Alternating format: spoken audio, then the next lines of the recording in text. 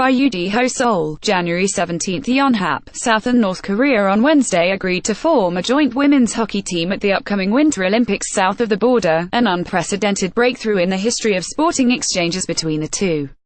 They have now passed the ball, or the puck, to the International Olympic Committee (IOC), which will convene a meeting on Saturday in its headquarters in Lausanne, Switzerland, to finalize details of the team and other matters related to North Korea's participation in the PyeongChang Olympics. The Koreas also agreed on a joint march at the opening ceremony on February 9 in PyeongChang, some 180 kilometers east of Seoul. This is the first Winter Games held in South Korea, and also North Korea's first appearance at an Olympics south of the border, as it boycotted the 1988 Seoul Summer Olympics. They have marched together at previous multi-sport competitions, most recently at the 2007 Asian Winter Games in Changchun, China. But never before have they assembled a joint team at such events. In this file photo taken on April 6, 2017, South Korean and North Korean women's hockey players, in white and red, respectively, are in action during the International Ice Hockey Federation World Championship Division II Group A tournament at Gangneung Hockey Centre in Gangneung, Gangwon Province. Yonhap. The Koreas competed as one nation at the 1991 World Table Tennis Championships and the 1991 FIFA World Youth Championship. South Korea made the proposal for a single Korean hockey team during a high-level meeting with North Korea on January 9. The North didn't immediately respond, and the proposal wasn't even made public until 3 days later.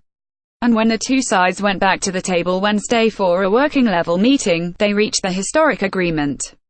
South Korean Sports Minister Dae Jong-hwan first raised the possibility of bringing two Korean teams together last June. President Moon Jae-in also pushed the idea, on the grounds that it would help PyeongChang accomplish its vision of hosting an Olympic Games for peace.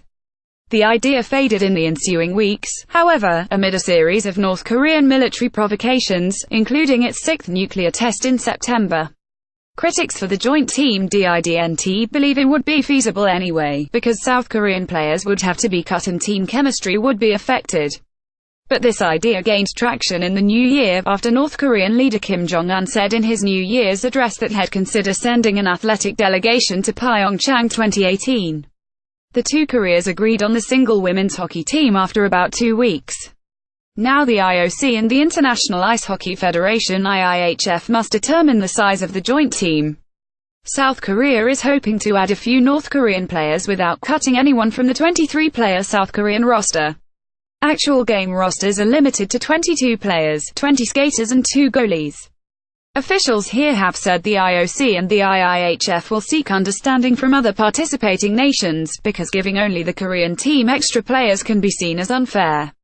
Indeed, Switzerland, South Korea's first opponent in the women's tournament on February 10, said expanding the roster for the potential joint Korean team only would not be fair and would distort the competition. Meanwhile, South Korea will also have to assuage its own people at home. Angry fans have taken shots at the government for pushing the idea through without prior consultation with the national team or much regard for the fate of the current group of players. South Korean Sports Minister Dae Jong-hwan speaks to women's hockey player Han Soo-jin during his visit to the Jincheon National Training Center in Jincheon, North Gangneung Province, on January 17, 2018. Yonhap. After returning from the team's U.S. training camp on Tuesday, South Korea head coach Sarah Murray said she only heard about the joint team talks 2 days earlier, and she found out from her staff and reporters from CBC in Canada and NBC in the U.S., not from any government officials. Some officials' display of blatant ignorance in the game of hockey hasn't helped the cause. Both Do and Prime Minister Lee Nak-yeon have said adding a few North Korean players to the current 23-player roster will not affect South Korean athletes because hockey is played in short shifts and players all get turns taking the ice. But they have failed to point out that hockey players don't just randomly take turns like a revolving door. Making timely line changes and playing matchups against opponents are a huge part of coaching in this sport. And with or without the expansion of the roster, at least some South Korean players are bound to lose playing opportunities. If the Koreas are forced to keep the squad to 23, then South Korean players will have to be taken off to make room for North Koreans.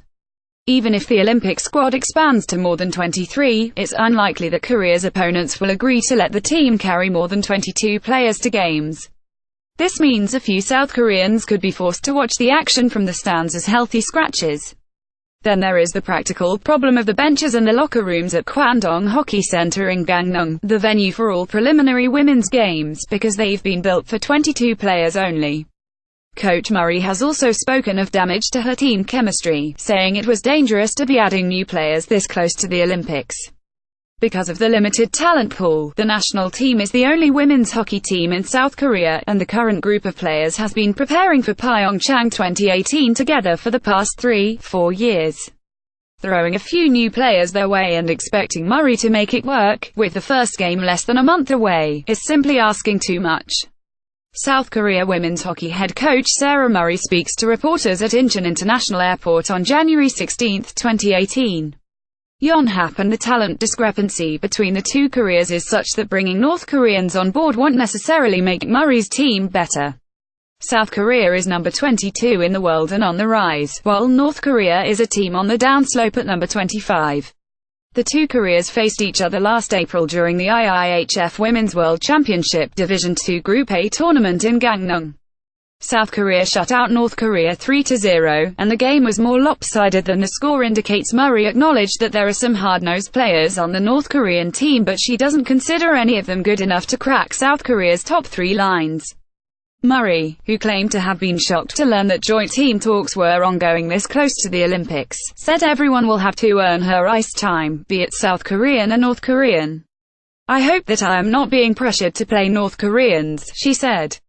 "I just want the best players to play. If you play your best, then you earn your ice time. Whether you're South Korean or North Korean, they have to earn their place." Yoo Jee-ho at yna.co.kr